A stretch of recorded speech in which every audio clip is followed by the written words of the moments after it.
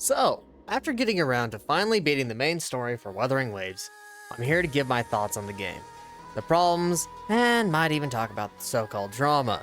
So, let's all talk about Wuthering Waves. Also, this video is going to contain spoilers, so maybe come back after you finish the whole story, okay? The story.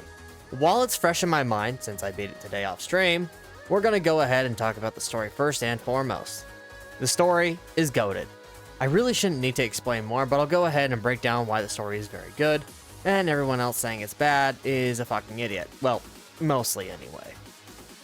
The story starts off with some goddess-like figure who totally doesn't look like Lucia for punishing Grey Raven, giving us our resonator power, sort of.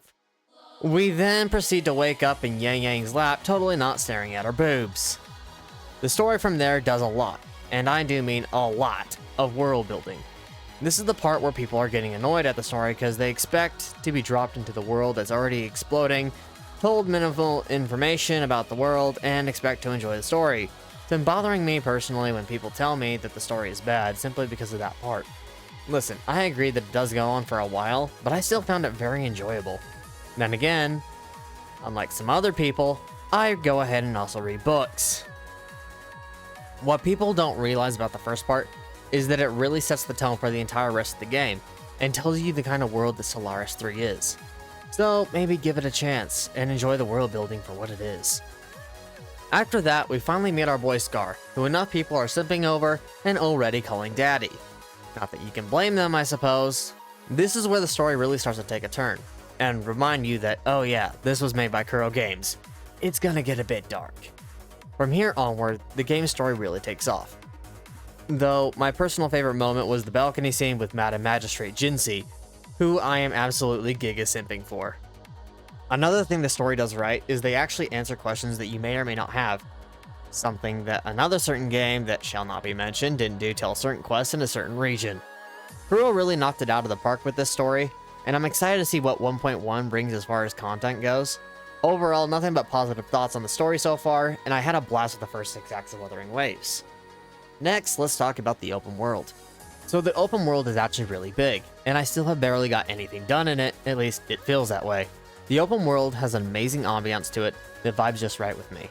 The areas that aren't afflicted by war are gorgeous and stand out, whereas the areas that are afflicted by the ongoing war are much darker and less vibrant. It overall helps with the tone of the story and really sets the mood for the game. Of course, I have to talk about how fun just to run around killing everything, absorbing echoes, solving puzzles. Puzzles that, unironically, are actually really fun to complete, and aren't repetitive and boring. In fact, I find myself not even using the teleporters all that often, simply because I'd rather just run there and see what I can find along the way. There is so much to do, and I often find myself getting lost, or finding some random little shiny thing tucked away somewhere. Of course, whenever I'm on one of my excursions getting lost, I'm also always fighting some tacit Discord hero or some kind of person there. There's plenty of enemies scattered around to prevent you from getting complacent. Of course, we gotta talk about the parkour system, because holy shit. Do you know how nice it is to not get stuck at the top of the climb? Thank you, Kuro, for making exploring the open world very much worth it. And not letting me get stuck at the top of some random bullshit. And I mean seriously, that parkour is very, very smooth. It makes traversing the world way more enjoyable. I don't want to tell you everything about the open world, so get out there and explore for yourselves, and I promise you won't be disappointed. Alright. You knew this part was going to be its own section. The combat in this game is amazing. It does everything I need and more. The dodging into dodge countering, the character switching, the abilities of the resonators, everything is just so damn good. This is the type of game where skill matters more than being able to just skill and ult.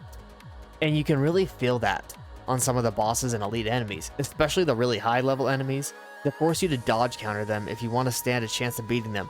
Otherwise, it's lights out.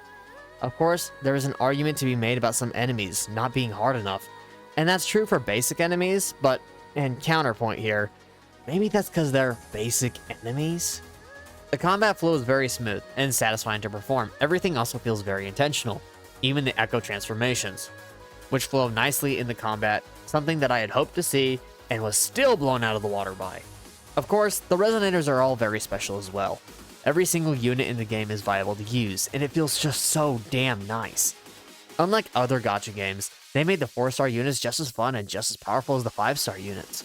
Some might call that a problem, but I see it as an absolute win in my book. Of course, right now, my favorite Resonator to play with has to be Sanhua. But, well, I have a type, and we all know that by now. I can't end this section without mentioning Rover, obviously. In most gachas, you immediately replace the MC or basic characters you get with a newer unit that you pull off the gacha system, but Kuro made Rover incredibly powerful and very fun to play, which is another win for Kuro. Alright. Let's talk about the problems upon release. While I would love to continue mentioning win after win for Kuro, at the end of this is the only real win. You see, upon release, the game had quite a few problems.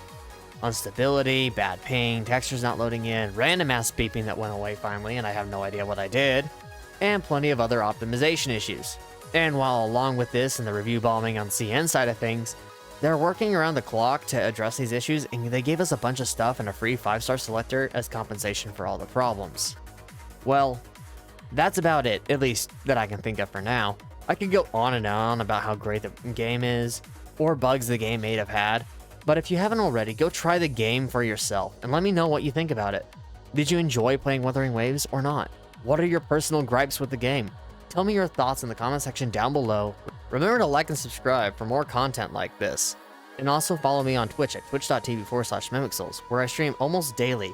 And until next time, guys, take care. Also, Genshin can never.